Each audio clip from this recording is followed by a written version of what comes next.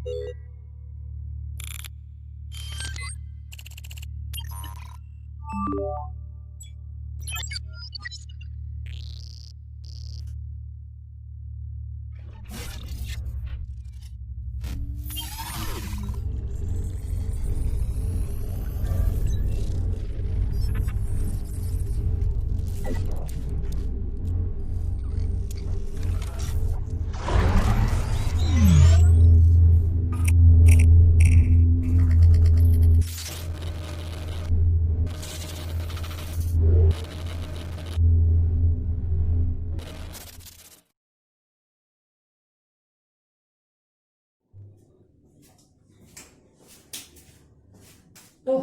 आइए स्टार्ट करते हैं चैप्टर नंबर 1 फिजिक्स इलेक्ट्रोस्टैटिक का लेक्चर नंबर 7। और आज का टॉपिक होगा हमारा विद्युत क्षेत्र, इलेक्ट्रिक फील्ड। विद्युत क्षेत्र,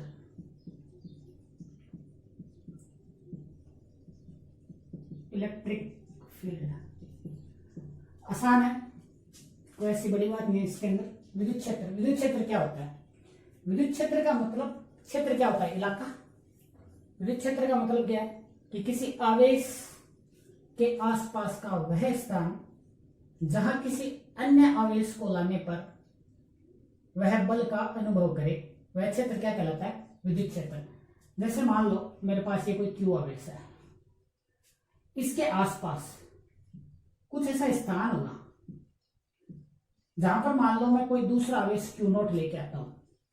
ये क्यू आवेश है, इसके आसपास का कुछ स्थान होगा जहां पे मैं क्यू नॉट आवेश लेके आऊं, तो यह आवेश बल का अनुभव करेगा। वह बल प्रतिकर्षण का भी हो सकता है, वह बल आकर्षण का भी हो सकता है। तो इस आवेश के आसपास का वह स्थान जहां किसी अन्य आवेश को लाने पर वह बल का अनुभव करे, इस आवेश के लिए विद्युत क्षेत्र कहलाता है। आई बात समझ में? मतलब इस चार्ज के आसपास का वह एरिया जहां पे किसी दूसरे चार्ज को लेके आने पर वह फोर्स फील करता है, क्या कहलाता है? इलेक्ट्रिक फील्ड कहलाता है।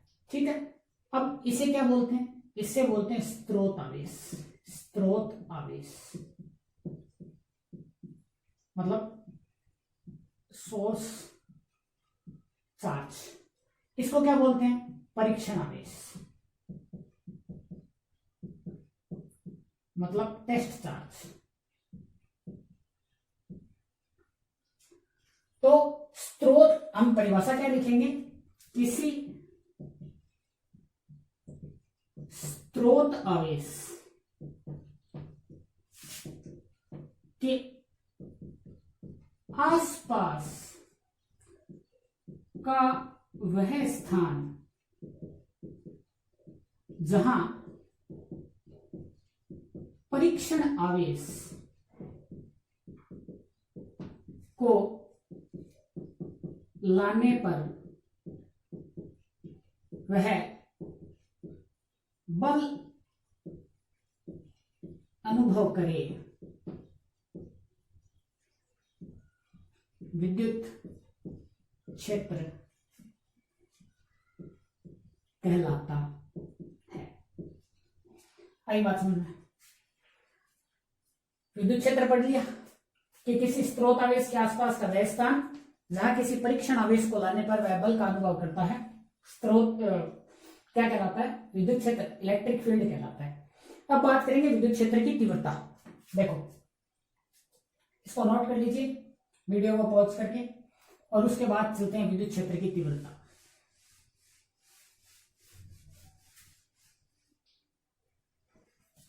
विद्युत क्षेत्र की तीव्रता,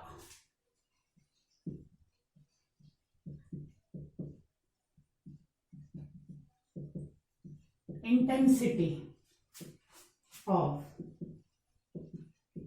इलेक्ट्रिक फील्ड। विद्युत क्षेत्र की तीव्रता का मतलब क्या है कि किसी स्रोत आवेश के आसपास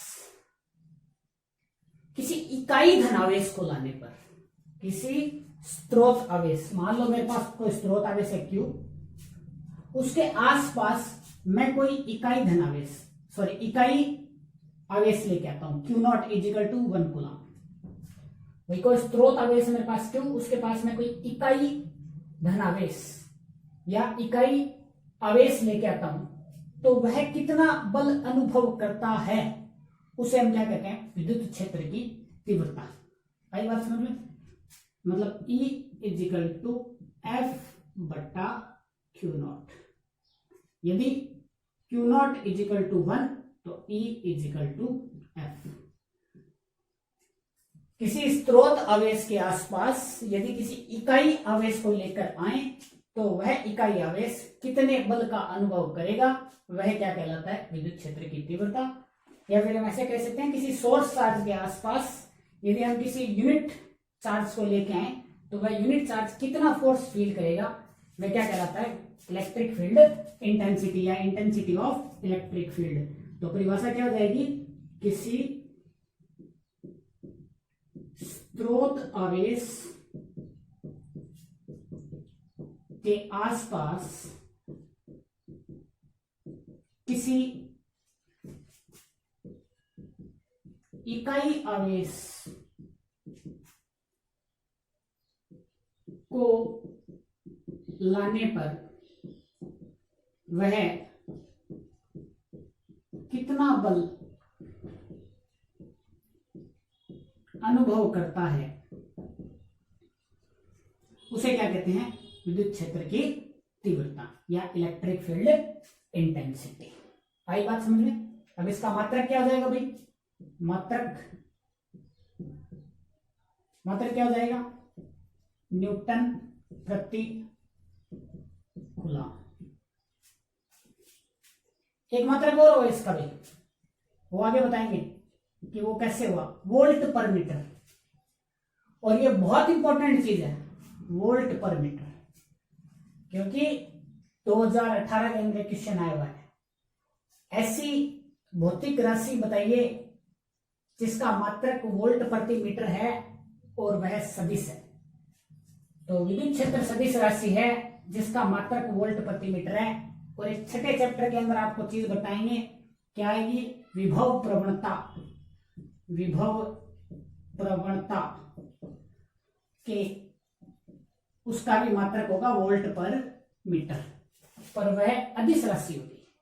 तो इस बात का आपको ध्यान रखना है, इंपॉर्टेंट क्वेश्चन है, कंपटीशन के लेवल से भी और बोर्ड के लेवल से भी 2018 में ये क्वेश्चन आया हुआ है कि ऐसी भौतिक राशि जिसका मात्रक वोल्ट पर मीटर है और वह सदिश है, तो कौन सी, विद्युत क्षेत्र।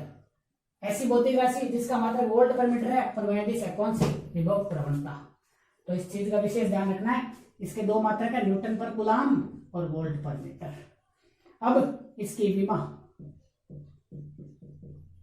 न्यूटन की m1 L1 T-2 बट्टा कूलम की A1 T1 कितनी हो जाएगी, m1 L1 T-3 A-1।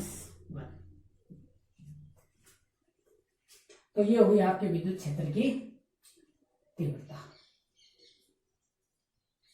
Video को पॉज करके नोट कर लीजिए इतनी चीजें।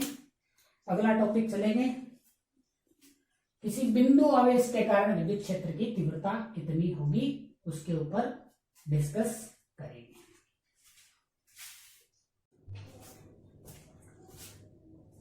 तो विद्युत क्षेत्र सदैव, याद रखना, विद्युत क्षेत्र सदैव धनावेश से लंबवत बाहर की तरफ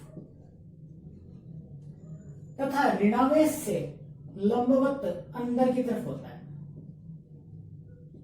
विद्युत क्षेत्र की दिशा धनावेश से सदैव बाहर की तरफ,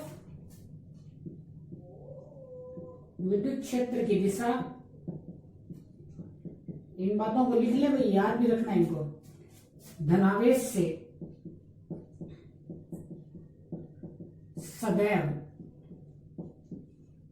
बाहर की तरफ तथा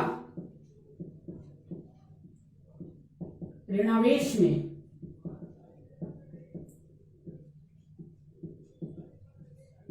अंदर की तरफ होती है। तो विद्युत क्षेत्र क्या है, विद्युत क्षेत्र की तीव्रता क्या है, और विद्युत क्षेत्र आवेश के हिसाब से अंदर की तरफ या बाहर की तरफ कैसे होता है, वो मैंने आपको बता दिया। अब बात करते हैं किसी बिंदु आवेश के कारण विद्युत क्षेत्र की तीव्रता। स्टार्ट करते हैं। किसी बिंदु आवेश के कारण विद्युत क्षेत्र की तीव्रता, किसी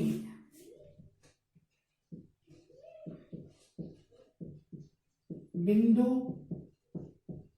आवेश के कारण विद्युत क्षेत्र की तीव्रता। तो मैं मान लेता हूं मेरे पास एक स्रोत आवेश है प्लस क्यू, जिसका ये कोई इलाका है, एरिया है विद्युत क्षेत्र का, और यहां पे मैं एक धनात्मक क्यू नॉट आवेश लेकर आता हूं। तो ये स्रोत आवेश इस परीक्षण आवेश के ऊपर कितना बल लगाएगा ये याद कर लेते हैं। तो F 0 पर लग रहा है इजिकल टू कितना, K Q नॉट अपॉन, मैं मान लेता हूं ये आवेश और ये दोनों आवेशों के बीच की दूरी R है, और R की दिशा किधर, बाहर की तरफ। भाई विद्युत क्षेत्र की दिशा हमेशा धनात्मक आवेश से बाहर की तरफ होती है, ऋणात्मक आवेश के अंदर की तरफ होती है, ठीक है, अपॉन R स्क्वायर और R कैप। आई बात समझ में? तो हमें पता है E इजिकल टू F बट्टा क्यू नॉट, यही तो बात है। तो E इजिकल टू हमारे पास में आ जाएगा K क्यू नॉट बट्टा R स्क्वायर क्यू नॉट, और ये R की कैप। क्यू नॉट से क्यू नॉट कैंसिल हो गया, कितना बच गया, K Q upon R square R की कैप, या फिर मैं ऐसे लिख सकता हूं 1 upon 4 pi epsilon not Q बट्टा R स्क्वायर R की कैप, ठीक है। और एक सूत्र और लिख सकते हैं इसका, क्यों, क्या लिख सकते हैं, E equal to 1 upon 4 pi epsilon not Q बट्टा R की क्यूब R का वेक्टर।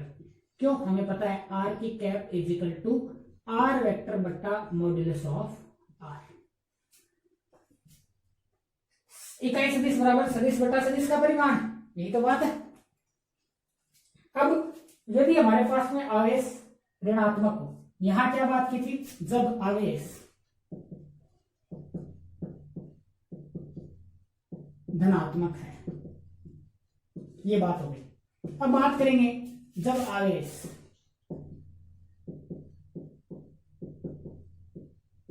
ऋणात्मक है।